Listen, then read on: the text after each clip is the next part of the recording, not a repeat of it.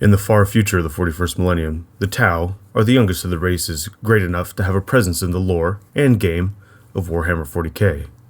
From the eastern fringes of the galaxy, this fledgling empire has grown to become quite relevant to the rest of the galaxy. They represent the only faction whose technology is still rapidly advancing, and aside from the Necrons, they are also the only faction that seemingly does not interact with the warp in a significant way.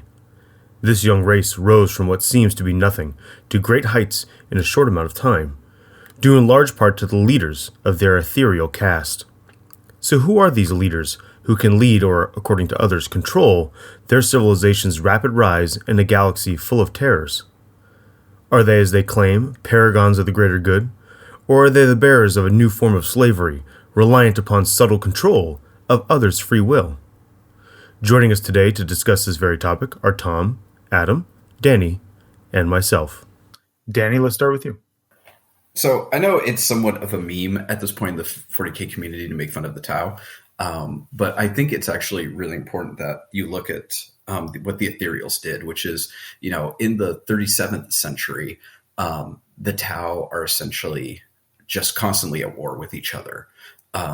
They've reached some kind of essentially they're kind of contemporary humans, and, they're constantly at war with each other with, enough technology to actually wipe each other out, but like not amazing technology. And all of a sudden the Ethereals show up, and within 4,000 years, they go from essentially this know-nothing planet of people to an actual legitimate growing species that starts competing for power on the galactic scale. And yes, they're the smallest, and yes, they're the most localized, but they're pretty much, outside of the Necrons and the Eldar, the only species that understands its technology and can actually really develop new technology and can innovate with technology, right? I mean, really the Tau are the only ones who do that at this point. Like, they're actually on kind of like the civilizational swing. They're still on the upswing. They're still growing as a civilization, while pretty much everyone else is about maintaining or, slowly kind of withering. And none of that is possible without the Ethereals, right? Without the greater good, right? And this is what I think really important, is that of all of the various philosophies and kind of motivations within the 40k universe, the Tau are like the greater good is the only one that's actually focused on peace, right? And not like, peacemaker, kill them all and it'll be fine. But like an actual, like, everyone can come to this agreement, right? Like, if we look, I think the line like of the Tau Va is like, the only, looking inward only leads to isolation. Only by looking outward, right, to something greater than the self can real meaning be found. And so, the Ethereals, obviously, they are imperialistic in the sense of they want everyone to embrace this philosophy. But at the root of it, this isn't a philosophy built on like the Imperiums of, well, we're human, therefore we should rule everything, or the Eldar, we're the Eldar, we should rule everything because, we've been around the longest, or the Necrons, we just hate everything, or the Orcs of, I like to blow shit up, or, pretty much everyone of all the others. At least the Tau has the sense of like, no, we can make the universe peaceful. There is a way, there is a unity possible. And yes, sometimes that unity requires war. And sure, it's, in a very rigid caste system. But when you're in the grimdark of the 40K, right, like, where do you really want to be an Imperial citizen and eat corpse starch?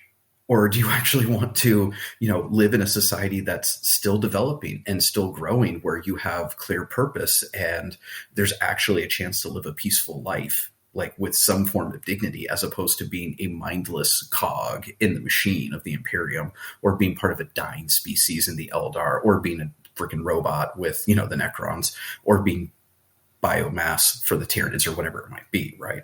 So I think that everything that Tau has done is because of, is only possible because of the Ethereals.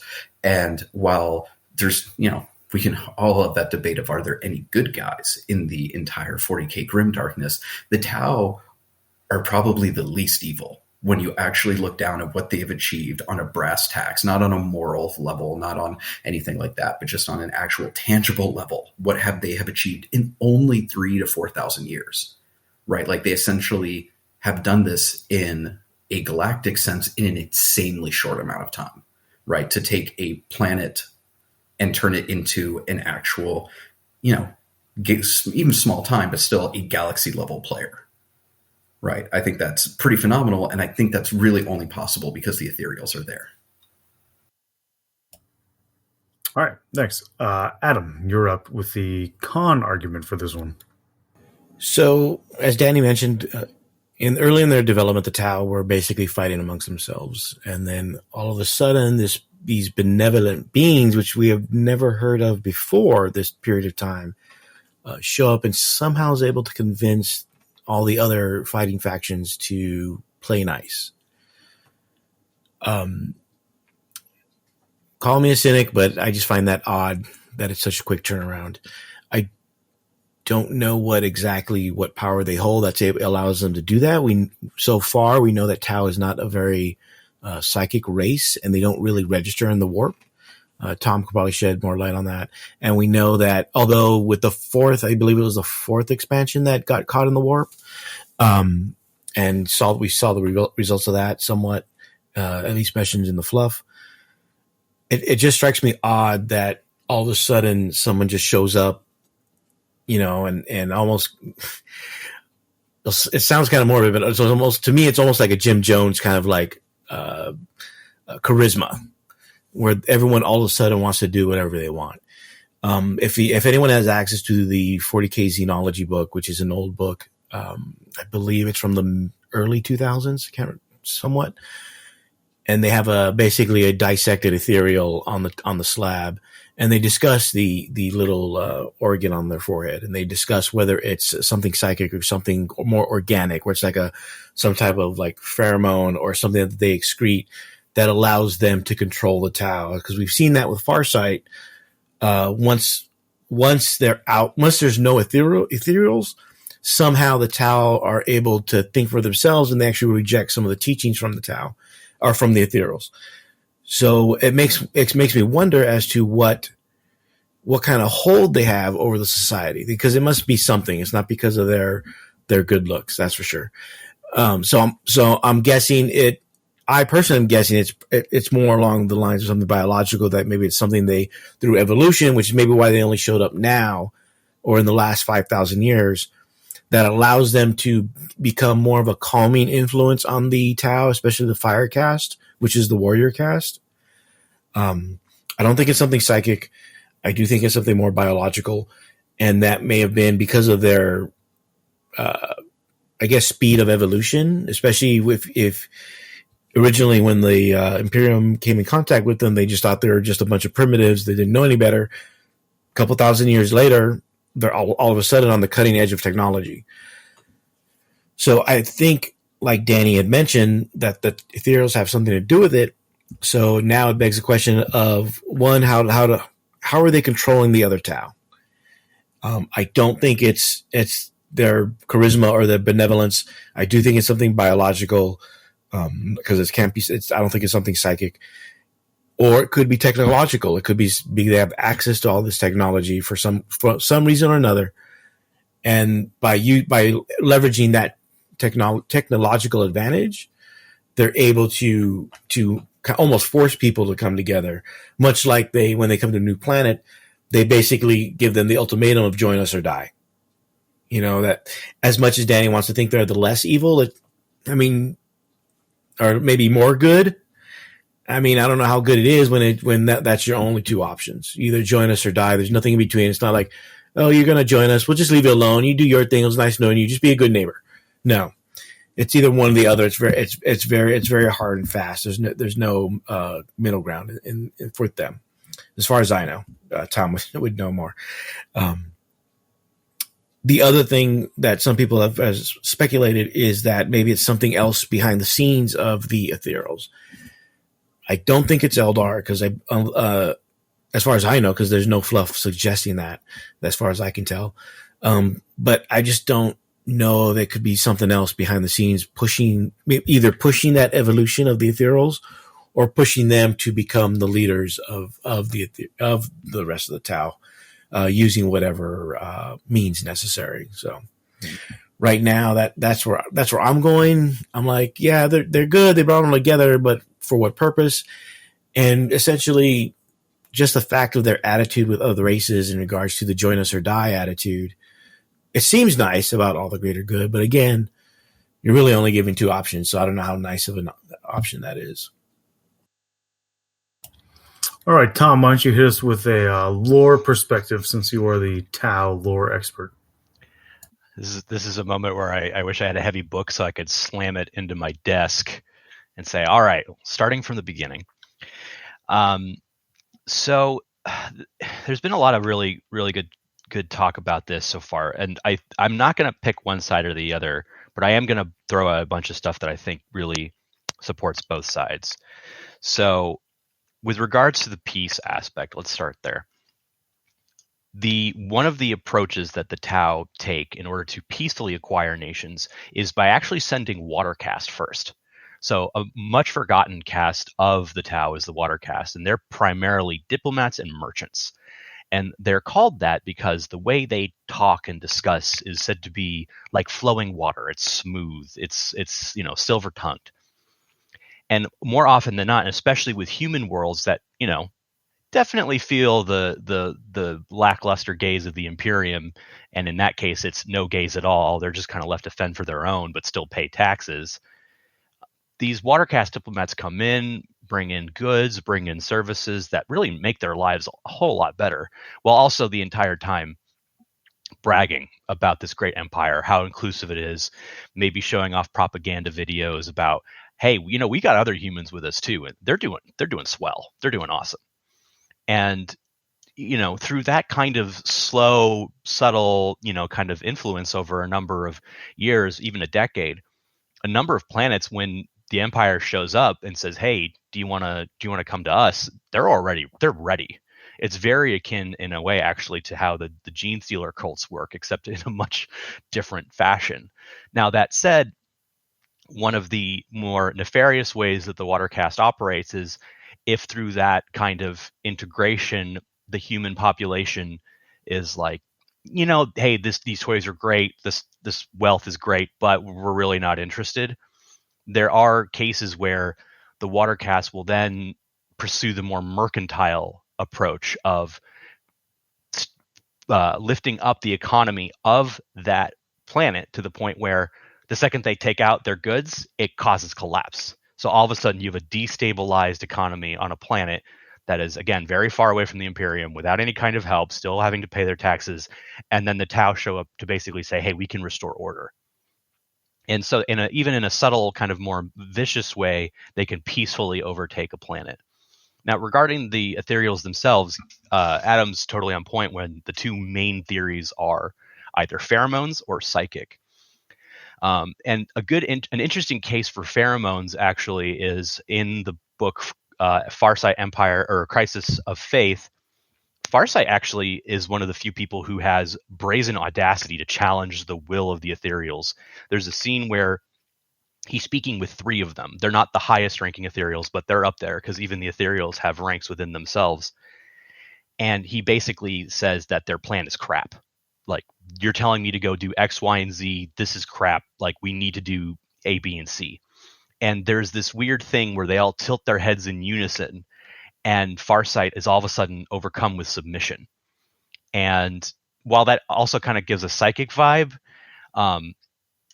Farsight internally is questioning, why am I doing this? Why am I now kowtowing when I was being defiant before? And they slap him on the wrist and send him on his way because he's a hero of the Empire. They can't publicly destabilize morale. The Firecast loves him too much. And I think if that were more of a psychic thing, he wouldn't even realize it was happening. He wouldn't even question it. He'd be like, oh man, I totally made a mistake. I was not even thinking of this the right way, and I don't know why. He knows he doesn't agree with them, but he still ends up agreeing with them. Now, that said, while the Tau are not subject to the temptations of the warp in the same way that mankind is, they're not very warp sensitive at all. There are two cases that actually prove that they are still very much affected by psychic powers in the warp. The first being in that same book, during an investigation of the Earth Caste's tampering with a Geller field that they captured, a Water Caste diplomat is hit with warp lightning. And for the rest of the novel, he's very weird, very sinister, has his own motives. Even the other Water Caste diplomats are like, dude, what are you doing? Like, who are you? And it's actually interesting, too, because that same Water Caste person, Tau, commits a murder. And that murder, I think, isn't discovered for a while because they don't have a police force. There's almost really no need for one. It ends up, and this is a spoiler alert, is that he ends up being possessed by a demon of Tzeentch. And that this demon of Tzeentch is using him to get to Farsight and this turncoat Inquisitor in order to offer them as gifts to Tzeentch to rise in demonhood. So the fact, and that was fascinating because reading a Tau actually get possessed by a demon shows that there is still something there that can be anchored to. And we see that also with the what ends up happening with the Force Sphere expansion. In the 7th edition codex, it's basically, that's where they introduce the Force Sphere and it just disappears. No one knows what happens to it. It wasn't until Psychic Awakening and the more recent codex where we get more of a filling out of that story where they got trapped in the warp and basically fought tooth and nail to get out. And there were some survivors. The Empire doesn't really publicly talk about it. And finally, they start seeing that a lot of the Tau that came out of that and survived that ordeal were actually, and like they were subject to almost a madness, and whole swaths of Kroot war spheres had to be executed because they had all gone insane. We even see in other books, I think it's the series with Karn and his return decide to kill all the rest of the Blood Eaters captains that are still alive. Or the World Eaters captains that are still alive. There's actually a Chaos Kroot warrior there who is fighting in the Khorne blood pits. So there is definitely some case to be made that they are maybe being manipulated by some kind of psychic element. And that might also, in either case, though, something that the Tau Empire relies heavily on is propaganda. And so whether propaganda is the motivation of a good fighting force or whether it's the manipulations of an evil, corrupt government is very, very prevalent. Prevalent to the degree where there's just outright lies told. And it kind of makes you question if everyone is really unified behind this greater good, why is the role of propaganda so important and so rooted in the Tau Empire, especially as outside observers when we see these looks into the lore, how that operates and how that's a part of it. And I think, what was it? Adam had said, Farsight kind of had the scales removed from his eyes when the Ethereals were killed on Arthas Moloch, and he decides to go out on his own and start his own thing. He does embrace the greater good as a true moral code or compass for his civilization, for his sept, but he makes it very explicitly clear that the Ethereals have no part in it. And he has this speech about, the Ethereals may have brought us together, but now, if anything, they tear us apart. We can rely on each other, each caste, doing its part. We're all in this together. And because he's such a charismatic leader, everyone follows him. But he does things differently. He's a commander. He's a good leader in that sense. He's kind of, like a Primarch in that sense, where people just are inspired by him and in awe of him as a commander and as a leader, that they accept a lot of what he says with no question. But he has the openness and the humility of someone who is not an Ethereal. The Ethereals broach no error. There is nothing that they say that is ever incorrect. And so that makes you wonder whether or not maybe the goodness of the Ethereals was the unification element, but you could definitely see that maybe they could be something that potentially would hold them back or make them worse. There's an excerpt in the current codex where a Tau commander is speaking with Anva, who by the way, doesn't exist anymore. It's just a hologram.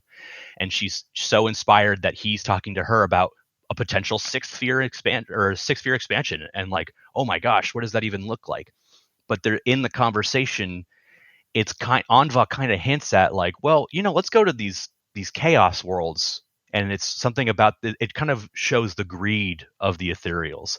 And she begins to question it. Why is this the direction we're pursuing? And then, she ends up being like, no, it's fine. And Anva even, or the digital hologram or the Ethereal pretending to be him, says like, oh, I can see you have questions. Don't worry, we'll talk about this.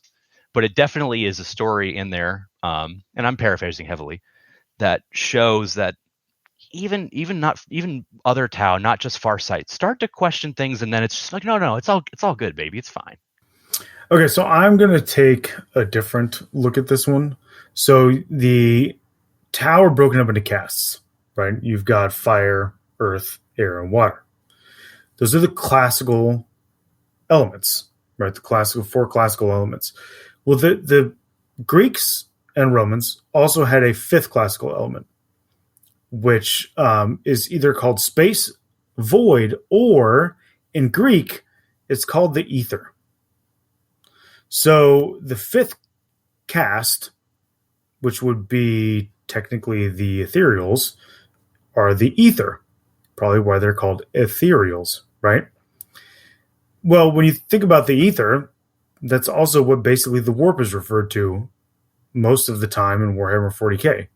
So in my mind, by having the castes be earth, wind, fire, and water, and then the Ethereals being that fifth element of the ether, you're basically saying one of two things. Either they are like what the Homeric Greeks believed the ether was, which is like the pure air breathed by the gods.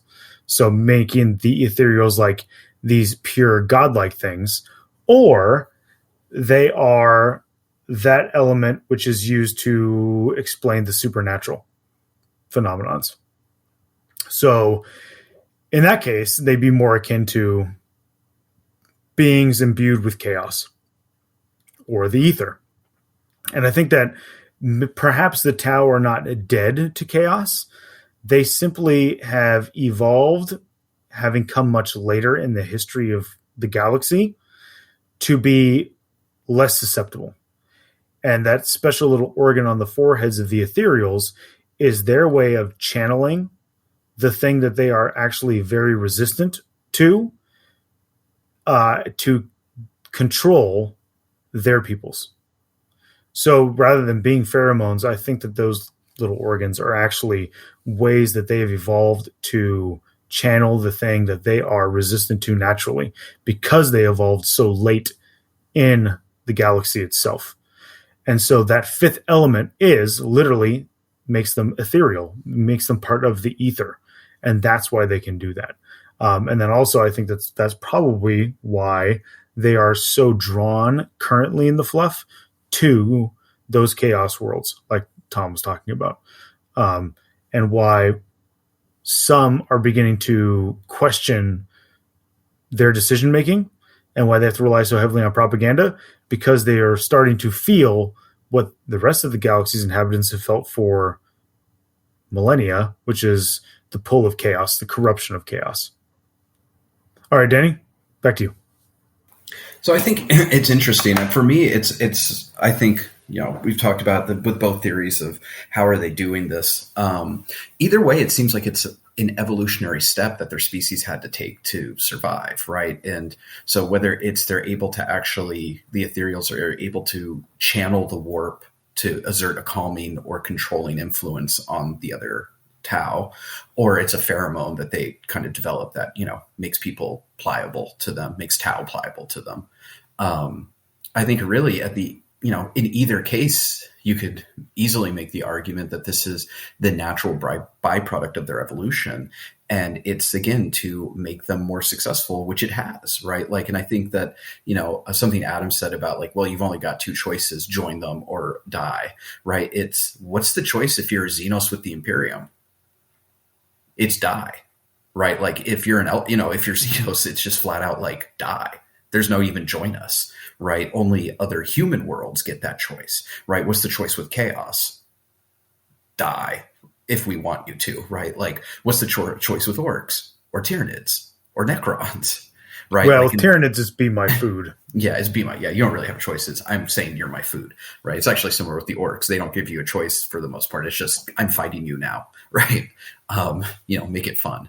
But I mean, this is the thing for like the, so-called, I don't know how you want to call them, but the more like civilized or sentient or, whatever civilizations, like all of them have the basically come down to that join us or die. And in fact, in a lot of cases, you don't even get that choice.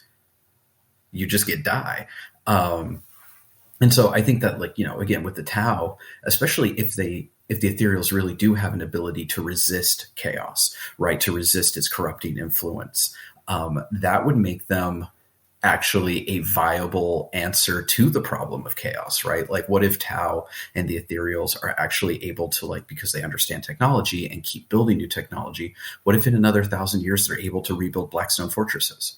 Right, they're able to rebuild the mechanisms that keep the warp at bay, right, and stabilize the warp, right? Like, isn't that really one of the only ways to have any kind of peaceful victory in the galaxy, is to be able to shut off the warp or safely, keep the chaos gods in check? And so, yes, the Ethereals rely on propaganda, but what government doesn't? That's not like the Imperials tell the truth at all, right? Like, like, it's just just kind of the reality of the grim, dark world of, like, we're talking about survival in an incredibly harsh galaxy, right? And that the Ethereals have allowed in a way to do that. And honestly, in the kind of time frame they've had, have done it the most efficiently, of actually presenting a viable path towards not just peace, but stability within the galaxy, right? With actual growth. And maybe they're doing it because they like being in power. I'm sure they do like being in power. But then becomes that question of, so if the ethereal caste is in power, but for the most part, life is improving for a lot of sentient species, not just Tau, but other sentient species that join the greater good, like Vespids or Kroot, why is that necessarily a bad thing when given the other options in the grimdark, right? Like, in the grimdark itself, we can save the other arguments aside, but I'm talking about in the universe of 40K, where, again, it's, it's a pretty horrible universe to live in, right? The Ethereals just, when you, again, look at what's actually being done, present kind of, seem to have the most net positive benefits, even if they are a cabal of people having control through nefarious means. It's like, well, it's still working. It seems to be working better than anybody else's nefarious cabal that's controls everything in their society. I can't remember the book, but there was a book where, I don't think it was a space marine, but it was definitely a human, and they felt the Ethereal's powers.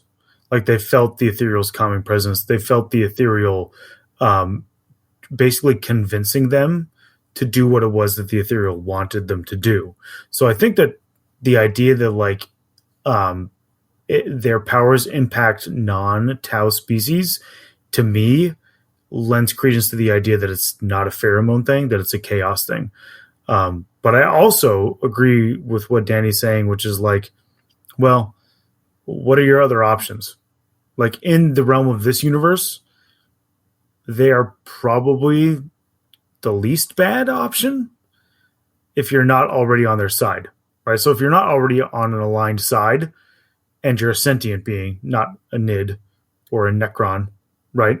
If you are like a person who has quasi free will in this universe, they're probably your best option for a side that you're not already part of. So I tend to agree with that. Adam, do you have something? I think hearing more of the chaos aspect of it, I'm starting to lean more towards that it's some type of latent chaos power, especially the way Tom described how they just kind of do that, almost like Stepford wife. Everyone does the same motion at the same time, and things happen. But yeah, in any case, I do lean as nice as it is to have like a unifying force or something unifying the people, I'm not sure if, how do I put this delicately? I'm not sure if the way they're doing it is the right way to do it when you're forcing everybody to play nice. I mean, the example I thought of immediately was about Mussolini and making the trains run on time. If you know what I'm saying? So Yeah. So yeah, it's nice and all. We're playing nice, but at what cost? And it may not seem like a cost because everything's nice. You know, if I don't think it'll ever get to that, but if somehow the ethereal power, for whatever reason, gets unraveled, you know, they create a new chaos god like Eldar, or the chaos gods finally reveal themselves as you know, Tzeentch is the power behind the Ethereals or whatever. Mm-hmm. You know, if it's something along those lines, then you know the bill's going to come due at some point if it's something like that. And that's what I mean. I mean, it's to me, it's really, it might be my Gen X, because it's been coming up a lot lately, my Gen X upbringing in regards to not trusting everybody, especially when they have really good intentions. It's just weird to me. I just don't trust the smiling face and all the answers. It's just really weird. Your generational instincts are kicking in. Yeah, somewhat. So that's where I'm getting like the, this distrust of them being so benevolent all of a sudden, this benevolent force all of a sudden coming in, and everything's nice all of a sudden. So, I mean, that's my final thought on it. I do, now that I hear about it more, I do lean more towards the chaos, but there's something going on there, and I need to get Scooby-Doo and the gang on that as quickly as possible. Nice. All right, Danny, final thoughts from you. So yeah, I think that a great actually parallel to this is the novel Childhood's End by Arthur C. Clarke, which is about an alien species that comes to Earth and essentially is like, yeah, you guys are too stupid to have your own planet. And the aliens take over and kind of, you know, force humanity to bring humanity to heal, but life is better for humanity after, right? And like the whole novel is this exploration of like this idea of, is free will inherently good, right? And that's an assumption we often make, that, you know, us having the ability to choose is inherently good. Because what if, you know, we are actually so flawed that we really shouldn't have free will, right? That's actually a detriment to us because we don't make the right choices, right? So having something simply more intelligent, simply more capable of us helping us make choices, much like a child, right? It's just better for us in the long run. Hence the novel's title, Childhood's End.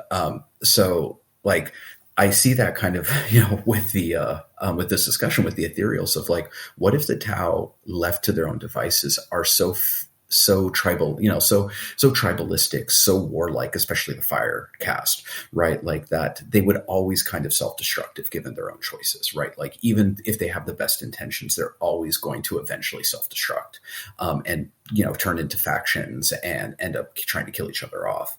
And the Ethereals are the answer to that. Like what if that's just true with a lot of sentient species, right? That if, you know, at the end of the day, like if their powers come from chaos, and, you know, so the Emperor's powers also come from the warp, right? Like just because the power comes from the warp doesn't make it inherently evil, right? So what if, you know, this was the old one's like plan of like, we'll grow, you know, it'll take a while to evolve correctly, but we'll eventually, you know, grow a seed on this planet, a species that can manipulate the warp in a safe way, right?